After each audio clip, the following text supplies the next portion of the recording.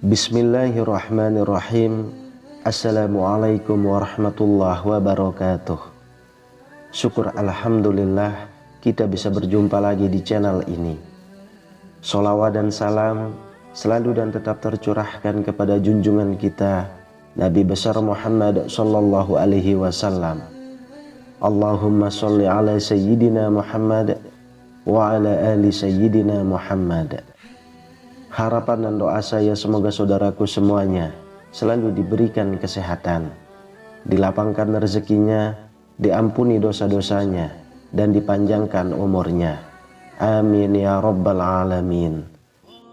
Sahabat beriman yang dirahmati Allah, kita semua tahu rezeki setiap manusia pada dasarnya sudah Allah berikan sesuai dengan kebutuhannya, dan semuanya Allah sudah tetapkan jumlahnya. Ada yang cukup, ada yang kurang, dan ada yang Allah lebihkan. Semua itu semata-mata hanyalah ujian keimanan. Namun tak jarang bagi yang diberikan rezeki lebih, terkadang justru malah merasa sombong dan lupa bahwa semua yang didapatnya hanyalah sebuah titipan dari Allah. Sehingga orang-orang yang lupa tersebut menjadi lalai akan hak dan kewajibannya untuk bersedekah. Padahal Allah sudah banyak berfirman dalam ayat-ayatnya untuk selalu bersedekah sebagai rasa syukur atas apa yang diberikan Allah kepadanya. Akan tetapi ada yang harus kita semua ketahui. Meskipun banyak yang mau bersedekah, namun tidak mendapatkan pahala dari sedekah itu sendiri karena kesalahan atau ketidaktahuan tentang fadilah dari bersedekah. Lalu apa saja kesalahan yang sering dikerjakan dalam bersedekah tapi jarang kita sadari? Yang pertama adalah mencari pujian dari orang lain. Hal ini mungkin masih banyak ditemukan pada masyarakat kita, yakni bersedekah tapi dengan niat pamrih kepada orang lain. Misalnya adalah supaya mendapat pujian, supaya kita terlihat baik dan lain sebagainya. Apabila niat kita bersedekah hanya untuk mencari pujian orang lain, maka kita tidak akan mendapatkan pahala dari sedekah itu. Rasulullah Shallallahu Alaihi Wasallam pernah bersabda, berikutnya yang diadili adalah orang yang diberi kelapangan rezeki dan berbagai macam harta benda. Diperlihatkan kepadanya kenikmatan-kenikmatan yang telah diterimanya. Ia pun mengakuinya. Allah bertanya, apa yang engkau telah lakukan dengan nikmat-nikmat itu? Dia menjawab, aku tidak pernah meninggalkan sedekah dan infak pada jalan yang engkau cintai. Aku melakukannya semata-mata karena engkau. Allah berkata, engkau berbuat yang demikian itu supaya dikatakan seorang dermawan, dan memang yang begitulah yang dikatakan tentang dirimu. Kemudian diperintahkan malaikat agar menyeretnya dan melemparkannya ke dalam neraka. Hadis riwayat Muslim. Dari hadis tersebut sudah jelas dikatakan bahwa orang-orang yang bersedekah hanya untuk mendapat pujian dari orang lain dan bukan karena ingin mencari ridho dari Allah, maka orang tersebut akan diseret dan dilempar oleh malaikat ke neraka. Na'udzubillahi min zalik. Lalu yang kedua, menunda sedekah. Nikmat sehat dan kelapangan rezeki merupakan salah satu nikmat yang seringkali kita lalaikan. Dari nikmat sehat inilah kita bisa mencari rezeki yang sudah disediakan oleh Allah kepada kita. Dan apabila kita sudah mendapatkan rezeki, terkadang kita menunda atau bahkan lalai untuk berbuat baik. Salah satunya adalah untuk bersedekah. Karena dari rezeki yang kita dapat, ada hak dari orang-orang kurang mampu yang harus kita berikan. Jika tidak kita berikan atau kita tunda memberikannya, maka Allah Subhanahu wa Ta'ala juga akan menunda rezeki yang akan datang kepada kita, atau bahkan kita akan diperingatkan dengan dicabutnya nikmat sehat untuk sementara. Diriwayatkan dari Abu Hurairah radhiyallahu anhu, ia berkata, seorang bertanya kepada Rasulullah Shallallahu alaihi wasallam, "Wahai Rasulullah, sedekah apakah yang paling afdol?" Beliau menjawab, "Engkau bersedekah ketika masih dalam keadaan sehat lagi kaya, sangat ingin menjadi kaya dan khawatir miskin. Jangan kau tunda hingga ruh sudah sampai di kerongkongan, baru berpesan untuk si fulan sekian dan untuk si fulan sekian, padahal harta itu sudah menjadi hak si fulan atau ahli waris." Hadis riwayat Bukhari. Dari hadis tersebut kita dapat menyimpulkan bahwa kita sangat dianjurkan untuk mengeluarkan sedekah di saat tubuh kita masih sehat dan kebutuhan kita sudah tercukupi. Lalu hindarilah untuk menunda-nunda sedekah, karena kita tidak tahu kapan waktu dan di mana kita akan meninggal dunia. Yang ketiga, tidak sedekah dari orang terdekat terlebih dulu. Dalam Quran surah Al-Baqarah ayat 215, Allah Subhanahu wa taala berfirman, "Mereka bertanya tentang apa yang mereka nafkahkan. Jawablah, apa saja harta yang kamu nafkahkan. Hendaklah diberikan kepada ibu bapak, kaum kerabat, anak-anak yatim, orang-orang miskin, dan orang-orang yang sedang dalam perjalanan. Dan apa saja kebaikan yang kamu buat, maka sesungguhnya Allah Maha mengetahuinya."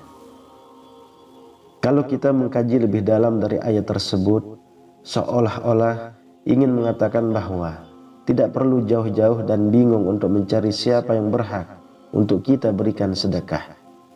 Karena sedekah yang paling utama adalah kepada orang tua kita terlebih dulu, kemudian saudara atau kerabat, barulah ke anak yatim piatu, orang-orang miskin di sekitar kita, orang-orang sedang dalam perjalanan atau musafir, dan seterusnya. Rasulullah Shallallahu alaihi wasallam bersabda, "Sesungguhnya sedekah kepada orang miskin pahalanya 1 sedekah, sedangkan sedekah kepada kerabat pahalanya 2, yaitu pahala sedekah dan pahala menjalin hubungan silaturrahim." Hadis riwayat Tirmizi, An-Nasa'i, dan Ibnu Majah. Dari hadis tersebut kita bisa menyimpulkan bahwa sedekah kepada orang tua atau kerabat insya Allah memberikan kita pahala berlipat, yakni pahala bersedekah dan pahala silaturrahim. Karena kita semua tahu menyambung tali silaturrahim merupakan salah satu hal yang bisa membuat rezeki makin deras mengalir. Lalu yang keempat, perhitungan dalam sedekah. Ketika berbelanja kebutuhan sehari-hari, kita pasti akan mempertimbangkan berapa uang yang akan kita keluarkan untuk berbelanja dengan jumlah uang yang kita miliki. Begitu juga dengan bersedekah. Sebaiknya kita tidak berlebihan, namun juga tidak pelit. Saat kita bersedekah, hendaknya tidak perlu dihitung-hitung, apalagi sampai meresahkan hati. Misal kemampuan kita bersedekah adalah 10.000, maka sedekahkanlah 10.000 tersebut, dan tidak perlu dipaksakan harus bersedekah banyak apabila kita belum mampu. Rasulullah Shallallahu alaihi wasallam bersabda, "Bersedekahlah kamu dan janganlah menghitung-hitung, karena Allah akan menghitung-hitung pula pemberiannya kepadamu. Dan jangan kikir, karena Allah akan kikir pula kepadamu." Hadis riwayat Muslim. Dari hadis tersebut bisa kita simpulkan bahwa apabila kita bersedekah tanpa menghitung, maka insya Allah Allah juga akan mengganti tanpa hitung-hitungan kepada kita. Yang artinya balasan bagi orang yang bersedekah karena Allah pasti akan Allah lipat gandakan pemberiannya. Namun apabila kita kikir atau pelit, maka Allah pun akan kikir kepada kita. Kemudian yang kelima, mengungkit sedekah. Salah satu kebiasaan buruk orang yang bersedekah adalah mengungkit kembali kebaikan bersedekahnya. Orang tersebut merasa berjasa atas pemberian yang dilakukannya kepada orang lain. Dan jika suatu hari terjadi konflik dengan orang yang pernah diberikan sedekah, maka pemberi sedekah akan mulai mengungkit-ungkit kebaikannya, seolah-olah jika tidak karena bantuannya, maka orang yang diberikan sedekah tersebut tidak bisa apa-apa. Padahal sikap mengungkit-ungkit sedekah merupakan salah satu sikap yang dibenci oleh Allah. Hal ini sebagaimana yang sudah Allah jelaskan dalam Quran surah Al-Baqarah ayat 264. Hai orang-orang yang beriman, janganlah kamu menghilangkan pahala sedekahmu dengan menyebut-nyebutnya dan menyakiti perasaan si penerima. Dari ayat tersebut sudah jelas dikatakan bahwa kita sangat tidak dianjurkan untuk mengungkit-ungkit sedekah yang sudah kita berikan kepada orang lain. Karena dengan mengungkit-ungkit sedekah yang pernah diberikan akan membuat si penerima menjadi sakit hatinya. Kemudian yang terjadi adalah putusnya tali silaturahim antar sesama muslim. Padahal kita semua tahu, siapapun yang memutus tali silaturahim kepada sesama muslim, maka Allah Subhanahu wa ta'ala juga akan mempersulitnya dalam mendapatkan rezeki. Oleh sebab itu, ada baiknya sikap mengungkit-ungkit sedekah ini dihindari, karena jika berlanjut, maka kita tidak akan mendapatkan pahala dari sedekah itu sendiri. Semoga Allah Subhanahu wa ta'ala selalu menjauhkan kita dari segala sifat dan sikap yang tercela. Amin ya rabbal alamin. Wallahu a'lam bishawab.